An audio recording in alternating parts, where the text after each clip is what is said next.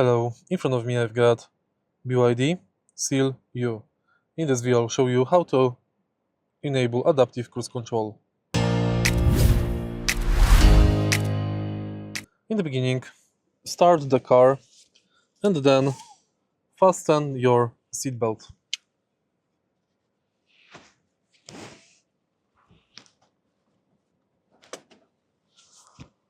Once the seatbelt is fastened, press this button and now keep the car in gear D. As you can see, ACC is now activated.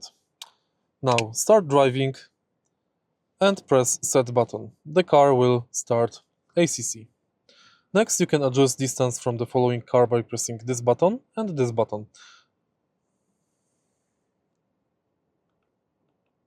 You can check the current distance set on the instrument cluster display.